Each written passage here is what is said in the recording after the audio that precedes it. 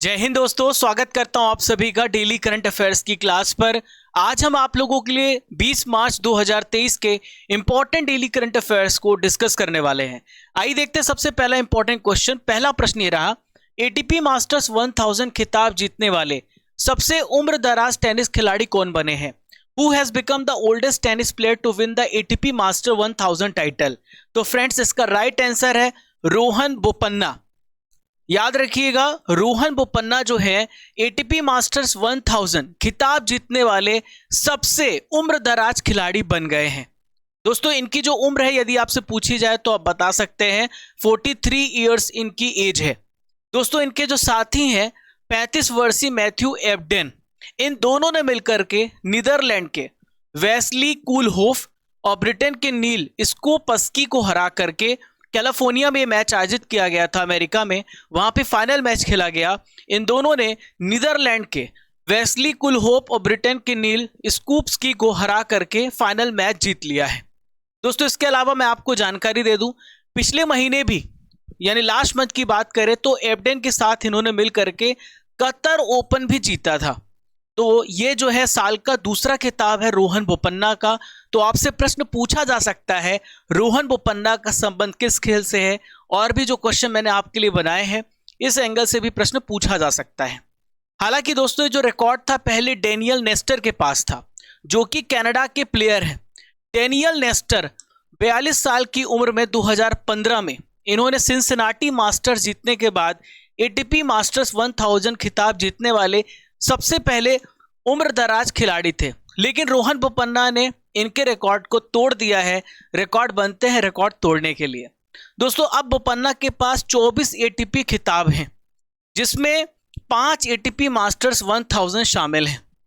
Clear है दोस्तों? ATP का फुल फॉर्म होता है एसोसिएशन ऑफ टेनिस प्रोफेशनल्स। यहां पे मैं बात करूंगा ग्रैंड स्लैम टूर्नामेंट्स की। 2023 में भी ऑस्ट्रेलियन ओपन हुआ। ऑस्ट्रेलियन ओपन होता है जनवरी महीने में।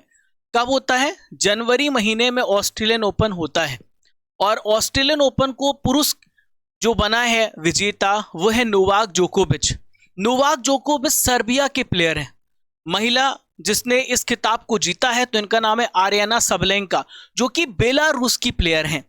यदि आपसे पूछा जाए दोस्तों कि फ्रेंच ओपन 2022 को किसने जीता है, तो देखिए फ्रेंच ओपन जो है राफेल नडाल ने जीता है, जो कि स्पेन के खिलाड़ी हैं। ईगा स्विटेक जो कि पोलैंड की प्लेयर है, महिला श्रेणी में उन्होंने इस खिताब को जीता है।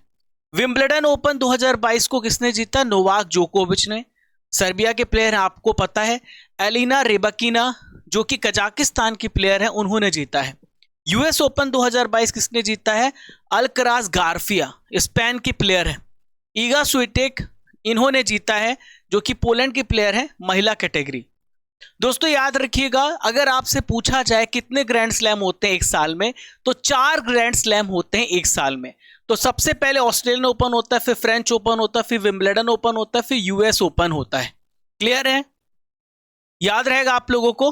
ठीक है।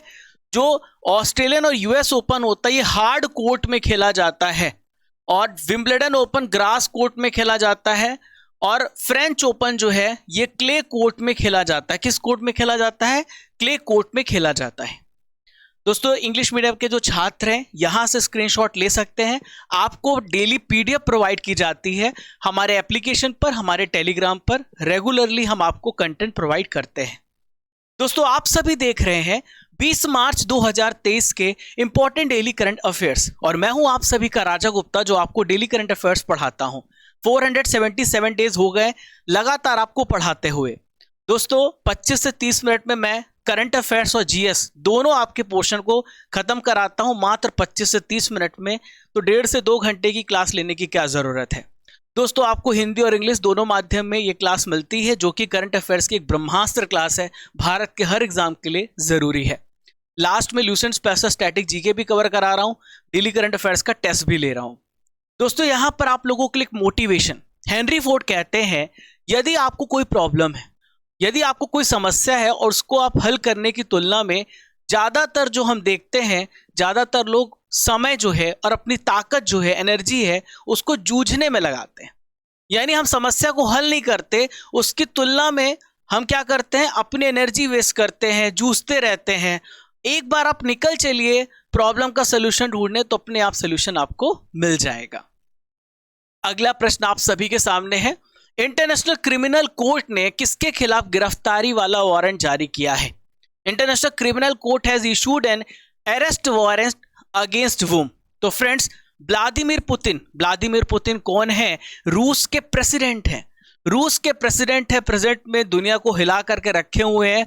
इनके खिलाफ आईसीसी ने जो है वारंट जारी किया था गिरफ्तारी का। हालांकि इसका जो रिजल्ट है मैं आपको बता दूं, इनको गिरफ्तार नहीं किया जा सकता है। तो आखिर क्यों इनको अरेस्ट वारंट जारी किया गया, तो ये समझिए आप। तो यूक्रेन में वार क्राइम के लिए कोर्ट ने इनके ऊपर क्या किया, वारंट जारी किया है। दोस्तों, ऐसा बोला गया है कि पुतिन ने यूक्रेनी बच्चों का अपहरण किया है, इसके अलावा डिपोर्टेशन किया है। अब ये डिपोर्टेशन क्या होता है? डिपोर्टेशन मतलब होता है एक देश से दूसरे देश भेज देना। तो ये अपराध इनके ऊपर देखे गए हैं और इनका प्रूफ भी है, इसके लिए जिम्मेदार ठहराया गया है, इसलिए इनके अगेंस्ट गिरफ्तारी वाला वारंट जारी किया गया है। तो क्या गिरफ्तार होंगे पुतिन? तो मैं आपको बोलूंगा नहीं, इनको गिरफ्तार नहीं किया जा सकता। रूस ने ऐसे कोई भी समझौते पर हस्ताक्षर नहीं किए हैं, इस वजह से इनको गिरफ्तार नहीं किया जा सकता। इंटरनेशनल क्रिमिनल कोर्ट, जिसे हम आईसीसी बोलते हैं, तो वारंट तो इन्होंने जारी कर दिया है, लेकिन इनके पास संदिग्धों की गिरफ्तारी की शक्तियां प्राप्त नहीं है। वारंट जारी कर सकते हैं पर किसी को गिरफ्तार नहीं कर सकते हैं। ये सिर्फ उन देशों में अपने अधिकार का इस्तेमाल कर सकते हैं जिन्होंने इस कोर्ट की स्थापना करने वाले समझौते पर हस्ताक्षर किया है, एग्रीमेंट किया है। और रूस की बात करें तो रूस ने ऐसा कोई हस्ताक्षर नहीं किया है, इसलिए पुतिन को गिरफ्तार नहीं किया जा सकता। काफी न्यूज में थी ये बात। आईसीसी की बात करें तो द हेग, नीदरलैंड में इसका हेडक्वार्टर है। यदि आपसे पूछा जाए कि प्रेजेंट में इसके चेयरमैन कौन है, तो इनका नाम है पियोट्र हाफमांस्की। इसकी स्थापना कब हुई है? 1 जुलाई 2002 को इसकी स्थापना हुई है। सदस्य देश 123 है। भारत इसका मेंबर कंट्री नहीं है। युद्ध अभ्यास सी ड्रैगन 2023 का आयोजन किस देश में किया जा रहा है? In which country exercise Sea Dragon 23 been organised? तो सी ड्रैगन 23 एक्सरसाइज को अमेरिका में, कहां पर? अमेरिका में आयोजित किया जा रहा है। याद रखिएगा, सी ड्रैगन 23 ये एक मल्टीलेटरल एक्सरसाइज है। इसका मतलब है बहुपक्षीय नौसेना अभ्यास है। विभिन्न देश इसमें पार्टिसिपेट करते हैं और इसका तीसरा अभ्यास किया जा रहा है 2023 में। क्लियर है?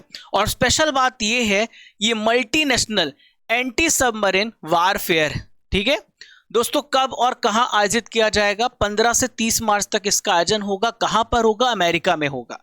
इस अभ्यास में हिस्सा लेने के लिए भारत की तरफ से जो P8I पहुंचा है। यह अभ्यास कब से स्टार्ट हुआ है? 2015 में इस अभ्यास को स्टार्ट किया गया था और अमेरिकी नौसेना के द्वारा इसे आयोजित किया जाता है। याद रखिएगा सारे इंपॉर्टेंट पॉइंट। दोस्तों, भारत और अमेरिका के बीच जो अन्य अभ्यास होते हैं उसे भी आइए डिस्कस करते हैं। देखिए, मालाबार की बात करें तो ये भी मल्टीलेटरल है। इसमें 4 देश शामिल होते हैं। पहला अमेरिका है, दूसरा भारत है, तीसरा ऑस्ट्रेलिया, चौथा जापान है। तो ये 9 सैन्य अभ्यास है। अब देखिए, युद्ध अभ्यास जो है ये सैन्य प्रशिक्षण अभ्यास है, मिलिट्री ट्रेनिंग एक्सरसाइज है, जो अमेरिका और भारत के बीच में होता है। वज्र प्रहार ये जो है स्पेशल फोर्स एक्सरसाइज है, विशेष बल अभ्यास है। आइए देखते हैं क्वेश्चन नंबर 4। एशिया का सबसे बड़ा आहार 2023 मेला कहां पर आयोजित हुआ है? Where has Asia's largest food fair 2023 been organised? तो एशिया का सबसे बड़ा आहार 2023 मेला दिल्ली में, कहां पर? दिल्ली में इसका आयोजन किया गया 14 से लेके 18 मार्च, प्रगति मैदान, न्यू दिल्ली में। अब सवाल उठता है, ये आहार फेस्ट क्या है, क्या मतलब है? सब कुछ मैं आपको बताने वाला हूं, बस आप ध्यान से सुनिएगा। इस मेले का आयोजन किसने किया है? तो इस मेले का आयोजन union ministry of food processing industry, agriculture के सहयोग से किया गया है। जो इसके जो मंत्री हैं इनका नाम है पशुपति कुमार पारस। क्या नाम है? पशुपति कुमार पारस। तो इस ministry of food and processing industry agriculture के द्वारा इसे स्टार्ट किया गया है। ठीक है दोस्तों, इसका उद्देश्य क्या है? तो इसका ऑब्जेक्टिव आप याद रखिएगा, हॉस्पिटैलिटी इंडस्ट्री की जो कैपेसिटी है, जो क्षमता है, उसको प्रदर्शित करना। साथ ही जो हमारे घरेलू डोमेस्टिक कस्टमर हैं, जो हमारे फॉरेन कस्टमर हैं, उनको बताना कि हमारे पास कितनी अच्छी तकनीक है, हमारे पास कितना अच्छा प्रोडक्ट है, हमारे पास कितनी अच्छी सर्विसेज है, ताकि दुनिया के अनेक देश भारत में आकर्षित हों और भारत के जितने भी जो यहाँ पे डोमेस्टिक कस्टमर्स हैं उनको भी पता चले कि भारत किस प्रकार से हॉस्पिटैलिटी के क्षेत्र में काम कर रहा है। यहाँ पर शेफ, कैटरर, होटल, थोक विक्रेता, ये सारे रेस्तरां के मालिक और बहुत सारे इससे जुड़े मैन्युफैक्चरिंग इंडस्ट्री के मालिक भी यहाँ पर पहुंचे थे। चलिए अगला क्वेश्चन देखते हैं जो इंपॉर्टेंट है। क्योंकि कल संडे था तो वीकली करंट अफेयर्स था, आप लोगों को पता है। अब ये इंपॉर्टेंट प्रश्न हमने यहाँ पे पिक किया है। दोस्तों, हाल ही में राजस्थान में कितने नए जिलों का गठन किया गया? Recently how many new district have been formed in Rajasthan? तो फ्रेंड्स याद रखिएगा 19 नए जिलों का गठन किया गया। राजस्थान में अब जिलों की संख्या हो गई 50। तो यहां पर आप देख पा रहे हैं ये कौन है? ये चीफ मिनिस्टर है राजस्थान के। क्या नाम है इनका? अशोक गहलोत। 19 नए जिलों की घोषणा कर दी है मुख्यमंत्री चीफ मिनिस्टर अशोक गहलोत ने। विधानसभा में इसकी घोषणा की गई है। 19 नए डिस्ट्रिक्ट के साथ 3 नए संभाग भी बनाए गए हैं। इसके साथ अब राज्य में टोटल 50 डिस्ट्रिक्ट हो गए हैं। कितने संभाग हो गए हैं? तो 10 संभाग हो गए हैं, 10 डिवीजन हो गए। राजस्थान में पहले 33 डिस्ट्रिक्ट थे, अब यहां पर 33 जिले हो गए। हालांकि पहले 33 जिले थे, अब 50 जिले हो गए। हालांकि अब आप सोच रहे होंगे ये कैसे पॉसिबल है? तो जो जयपुर और जोधपुर था अब वो डिस्ट्रिक्ट नहीं रहेगा, उसको कई भागों में बांटा गया है। इसलिए 19 जिले होने के बावजूद जिलों की संख्या कितनी हो गई है? 50 हो गई है।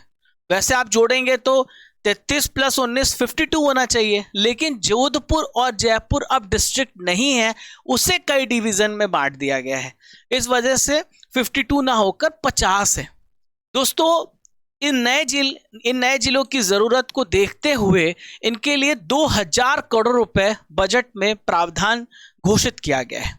कौन से नए जिले बने हैं जरा डिस्कस करते हैं। तो जो जयपुर है उसे कई भागों में बांटा गया है। उसमें जयपुर दक्षिण है, जयपुर उत्तर है, दूदू है और है कोटपुतली जिला। क्लियर है? ये इतने भागों में इसको बांट दिया गया है। ठीक है। नेक्स्ट है जोधपुर को बांटा गया है। तो जोधपुर ईस्ट हो गया है, जोधपुर वेस्ट हो गया है और फलोदी हो गया। ये 3 नए जिले बन गए। 4 वो हो गए, 4 और 3 7 हो गए। श्री गंगानगर से काट करके अनूपगढ़ बनाया गया, तो यहाँ पे 4 और 3 यहाँ 7 1 8 हो गए। बाड़मेर से बलोत्रा बनाया गया है, अजमेर से 2 बनाए, ब्यावर और केकड़ी, और भरतपुर से काटकर डीग बनाया गया। क्लियर है? नागौर से अलग करके डिडवाना और कुचानमन सिटी बनाया गया है। सवाई माधोपुर से काटकर गंगापुर सिटी बनाया गया है, और सवाई माधोपुर से जो आप याद रखिएगा ये क्या है? गंगापुर सिटी। अलवर से काटकर खैरथल, सीकर से नीम का थाना बना है, उदयपुर से काटकर सलुम्बर बना है, जलोर से सांचौर और भीलवाड़ा से शाहपुरा बना है। तो यहां पर मैंने आपको जितने भी डिस्ट्रिक्ट के नेम बताए हैं आप इसे सब नोट कर लीजिएगा, आपको पीडीएफ इसका मिल जाएगा। स्क्रीनशॉट भी ले लीजिए, पीडीएफ भी मिल जाएगा, वहां पे आप सारी बातें जो है लिख लीजिएगा। 3 नए जो संभाग बने वो सीकर, पाली और बांसवाड़ा है। आज के नॉलेज की फैक्ट्री में 32वें टोक्यो ओलंपिक 2021 का रिवीजन करेंगे। बहुत सारे प्रश्न यहां से पूछे जाते हैं। तो सबसे पहला सवाल कि 32वां टोक्यो ओलंपिक कहां पर हुआ? तो यह हुआ, टोक्यो नाम से स्पष्ट है, जापान में हुआ। 33वां कहां पर होगा? फ्रांस में होगा। 34वां कहां पर होगा? यूएसए में होगा। 35वां कहां पर होगा? ऑस्ट्रेलिया में होगा। इसका शुभंकर क्या है? मिराई तोवा। इसका आदर्श वाक्य है यूनाइटेड बाय इमोशन। यदि आपसे पूछा जाए जब उद्घाटन किया गया तो फ्लैग बियरर कौन थे ओपनिंग सेरेमनी में? तो ये थे मैरी कॉम और मनप्रीत सिंह। कौन थे? मैरी कॉम और मनप्रीत सिंह। जब समापन समारोह हुआ तो भारत के ध्वजवाहक कौन थे? बजरंग पूनिया, ये पहलवान है, आपको पता है। भारतीय पुरुष हॉकी टीम के कप्तान मनप्रीत सिंह थे, याद रखिएगा। महिला हॉकी टीम के कप्तान रानी रामपाल। ओलंपिक में हिस्सा लेने वाली पहली ट्रांसजेंडर एथलीट ये थे लॉरेल हबर्ड। क्या नाम है? Laurel Hubbard. भारत ने टोटल इसमें 7 मेडल जीते हैं। ओलंपिक का जो सबसे पहला स्वर्ण पदक जीता था यांग कियान ने जीता था, चीन देश की हैं शूटिंग में। भारत का पहला जो पदक था सिल्वर मेडल मिला मीराबाई चानू जो कि वेट लिफ्टर है। भारत के लिए पहला गोल्ड मेडल नीरज चोपड़ा जो अपने आप में इतिहास था, भाला फेंक खिलाड़ी। 7 अगस्त को भाला फेंक दिवस मनाया जाता है। पहले स्थान पर अमेरिका था जिसने टोटल 113 मेडल जीते हैं। दूसरे स्थान पर चाइना था, तीसरे स्थान पर जापान था, भारत का स्थान 48 था। भारत ने टोटल 7 मेडल जीते हैं। तो आपको पूरी जानकारी मैंने बता दी, ठीक है। चलो, भारत ने किस देश के साथ पहला मैत्री पाइपलाइन का उद्घाटन किया है? तो भारत ने मैत्री जहां भी बात आए बांग्लादेश को टिक करना, ठीक है। तो मैत्री पाइपलाइन भारत और बांग्लादेश के बीच में बनाई गई, ठीक है। अब भारत जो है ये गैस सप्लाई करेगा बांग्लादेश को। यहां पर इमेज में आप देख पा रहे हैं बांग्लादेश की जो प्रधानमंत्री है वो शेख हसीना है। पश्चिम बंगाल में सिलीगुड़ी, ठीक है, सिलीगुड़ी और नुमालीगढ़ रिफाइनरी लिमिटेड असम में है, वहां से भी सप्लाई होगा गैस और ये पहुंचाया जाएगा दिनाजपुर। पर्वतीपुर डिपोट है ये बांग्लादेश में, यहां पर ही पहुंचाया जाएगा। क्लियर है, बांग्लादेश में।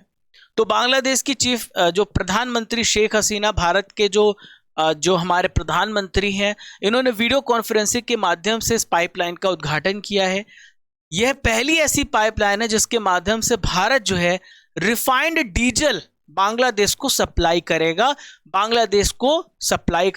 याद रखना दोस्तों। यह परियोजना जो है भारत सरकार के द्वारा अनुदान सहायता के तहत बनाई, यानी भारत ने इसमें सहयोग किया है बांग्लादेश का, और 2018 में इस फाउंडेशन इसकी रखी गई थी।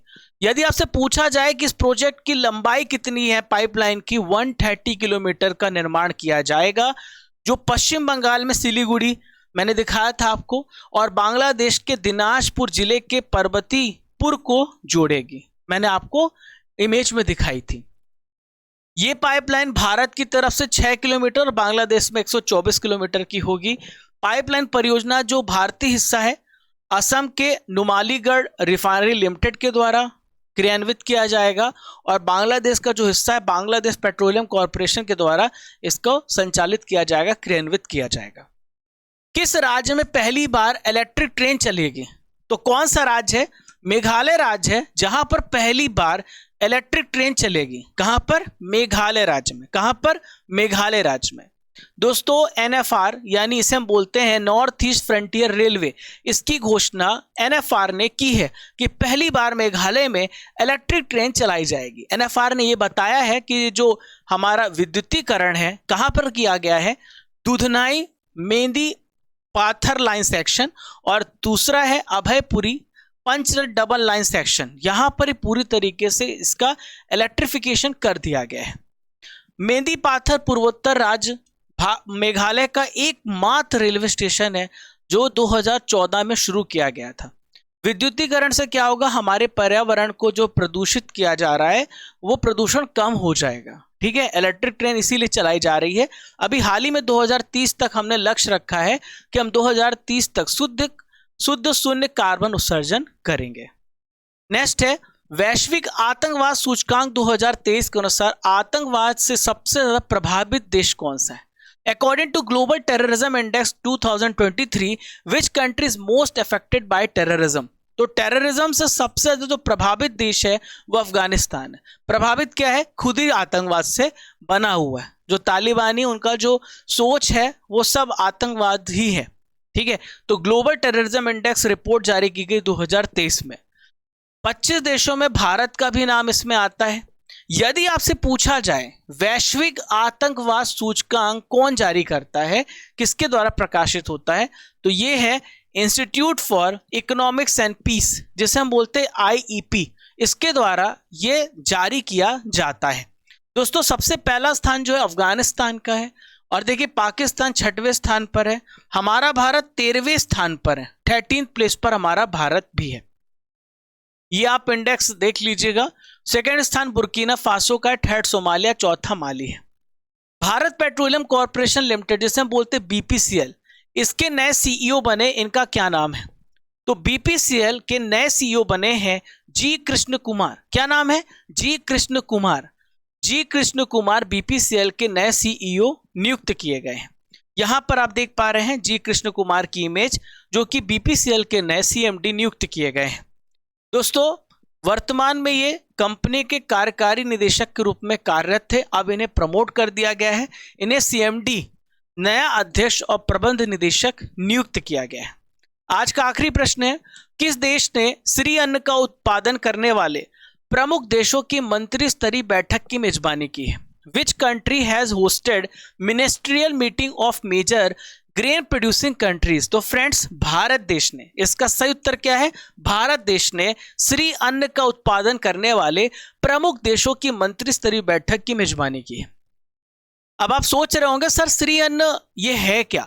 तो श्री अन्न आप समझिए मोटे अनाज, यानी मोटे अनाज का जो उत्पादन कर रहे हैं देश, उन देशों की मंत्री स्तरीय बैठक की मेजबानी की गई है। दोस्तों, 2023 का जो साल है, आप सभी को पता है यूनाइटेड नेशन ने इसे अंतरराष्ट्रीय जो अनाज है, मोटे अनाज के लिए इसे समर्पित किया है। तो 2023 भारत ने इसके लिए प्रस्ताव लाया था और उसे पारित कर दिया गया था। तो श्री अन्न में बाजरा, ज्वार, रागी और सांबा, चीना, कुटकी, कोदो, ये सारे मोटे अनाज आते हैं। इनकी न्यूट्रिशनल बेनिफिट बहुत ज़्यादा है। तो पूरी दुनिया में एक मैसेज जाए कि हम मोटे अनाज की तरफ बढ़े, हम न्यूट्रिशन की तरफ बढ़े। इसलिए भारत ने इसकी बैठक भी की है ताकि इसको ज़्यादा ज़्यादा प्रमोट किया जा सके और भारत में भी इसकी जो पैदावार है, अवेयरनेस है, उसको आगे ले जाया जा सके। तो श्री अन्न का उत्पादन और खपत बढ़ाने के उद्देश्य से दुनिया भर में इस रणनीति को तैयार किया जा रहा है। दोस्तों, जब दिल्ली में इस बैठक को आयोजित किया गया तो बहुत सारे देश इसमें पार्टिसिपेट किए, जैसा कि मॉरिशस, श्रीलंका, सूडान, गयाना और सुरीनाम, जाम्बिया। इन सभी देश के मंत्री, विभिन्न जो रिप्रेजेंटेटिव्स थे, उन्होंने पार्टिसिपेट किया है। दोस्तों, ट्रिपल आर करंट अफेयर्स आप सभी के सामने आ गया है, यानी repeat, recall, revise current affairs 2022। आइए देखते हैं सबसे पहला प्रश्न।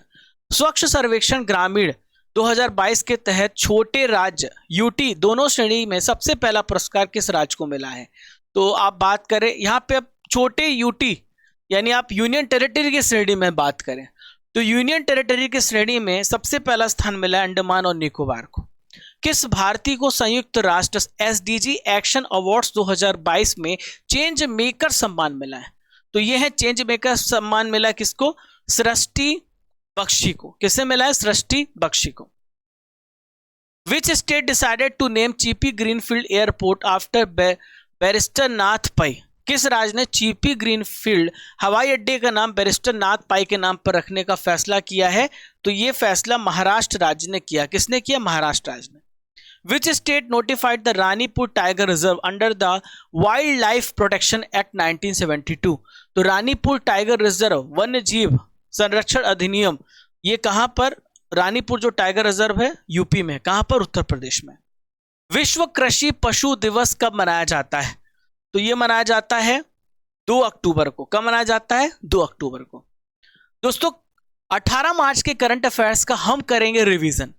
कल था 19 मार्च, जहां पर आपने वीकली करंट अफेयर्स को बहुत ध्यान से पढ़ा होगा, रिवीजन किया होगा, टेस्ट दिया होगा। यदि आपने उस वीडियो को नहीं देखा तो आप जा करके देखिए, जहां पर बुलेट की तरह 60 क्वेश्चन आए होंगे। बहुत सारे लोगों की डिमांड होती है sir weekly current affairs provide करिए।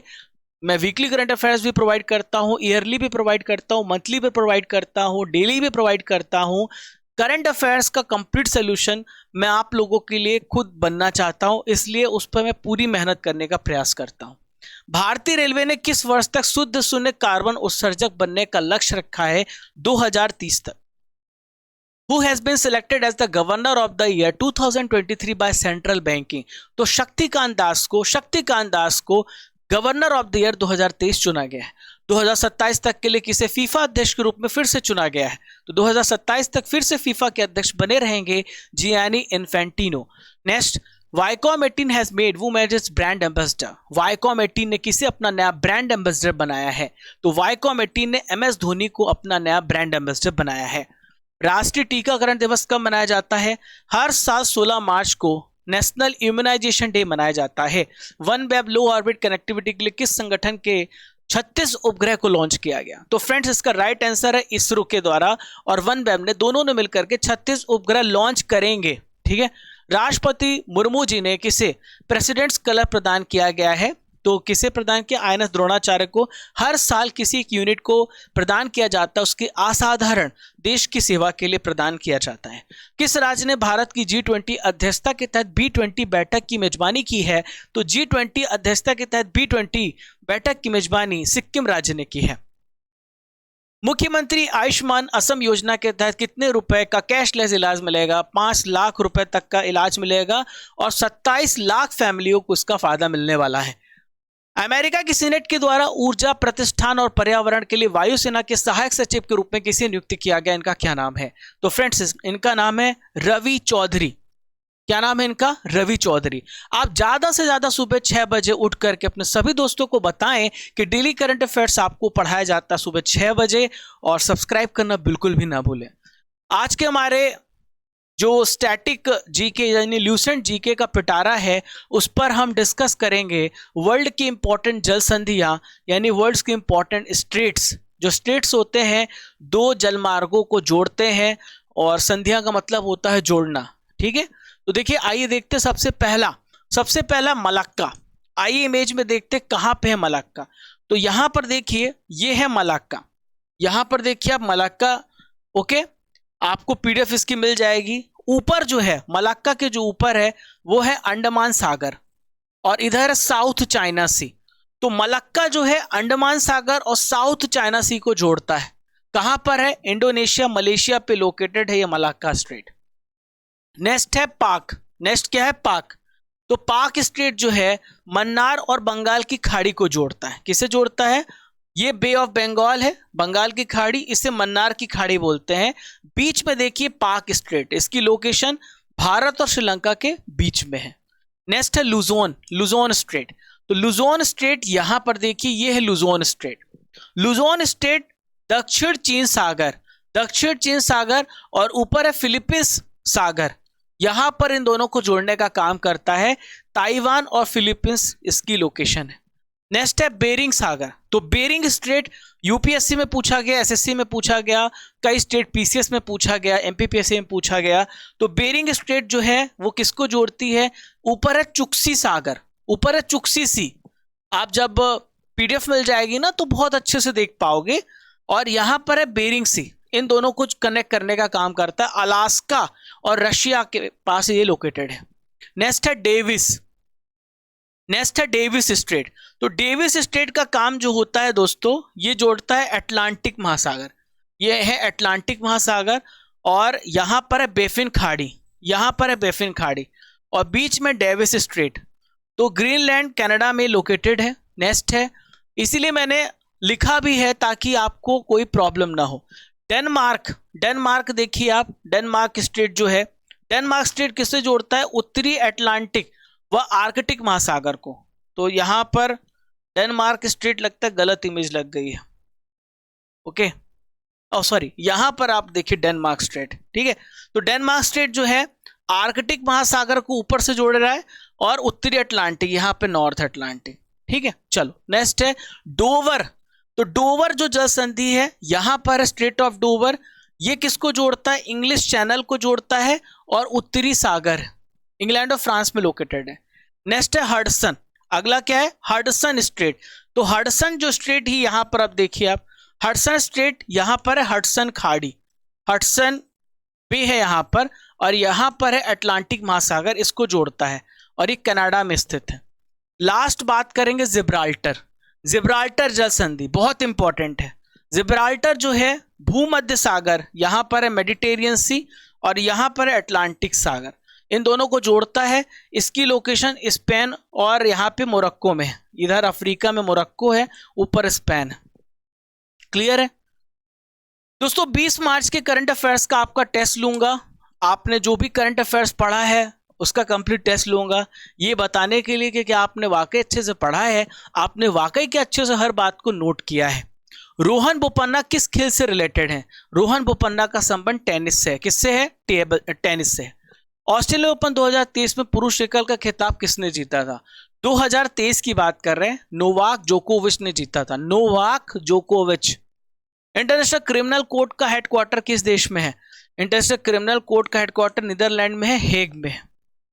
ड्रैगन सी अभ्यास की शुरुआत अभी देखिए अमेरिका में हो रहा है ड्रैगन सी, और 2015 में हुआ। मालाबार युद्ध अभ्यास किन देशों के बीच में होता है? तो मालाबार युद्ध अभ्यास एक मल्टीलैटरल एक्सरसाइज है और ये होता है इंडिया, जापान, ऑस्ट्रेलिया। ठीक है। राजस्थान में अब जिलों की संख्या कितनी हो गई है? 50 हो गई है। अभी एमपी में 53 डिस्ट्रिक्ट हो गए हैं। एमपी में जो मऊगंज है 53वां जिला बना था, आपको पढ़ाया था मैंने। ठीक है। नेक्स्ट है 32वां ओलंपिक 2021 किस देश में आयोजित किया गया? जापान में हो। पाक जल संधि भारत और किस देश के बीच में है? तो पाक जल संधि भारत और श्रीलंका के बीच में है। टोक्यो ओलंपिक 2021 में मीराबाई चानू ने कौन सा मेडल जीता था? तो मीराबाई चानू ने सिल्वर मेडल जीता था। कौन सा मेडल जीता था? सिल्वर। फागू चौहान किस राज्य के राज्यपाल हैं? तो फागू चौहान मेघालय। अब देखो देखो यहां पे लिखा मेघ और यहां पे लिखा फाग, तो फॉग, फागू बोलने पे फॉग आ रहा है। फॉग मतलब कोहरा, है ना, बोलते हैं ना। तो जब देखो कोहरा कब होता है?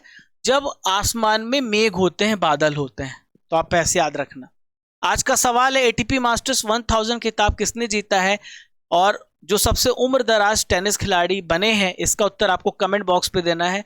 कल के पहचानो कौन सीरीज में जो इमेज थी वो थी मिल्खा सिंह के। तो आप मिल्खा सिंह के बारे में पढ़ सकते हैं, फ्लाइंग सिख के नाम से जाने जाते हैं। स्क्रीनशॉट ले सकते हैं। अब हमारे बीच में नहीं है मिल्खा सिंह। आकांक्षा सिंह ने भी बताया है इनके बारे में, और भावना देवी ने बताया है। ठीक है। पहचानो कौन सीरीज में आपको बताना है ये इमेज किस फेमस पर्सनालिटी की है, और इनके बारे में 4 से 5 लाइन लिखनी है। बेस्ट लाइन को मैं पिक करूंगा और यहाँ पर उनका नाम मेंशन होगा। आपके अच्छे कार्य को यहाँ पे बताया जाएगा।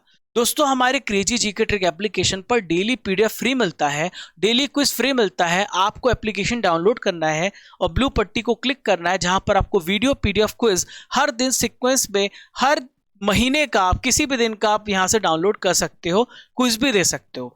टेलीग्राम को ज्वाइन कर लेना, जहां पर इंपॉर्टेंट अपडेट्स मिलते हैं, जहां पर आपको इंपॉर्टेंट पीडीएफ प्रोवाइड किया जाता है।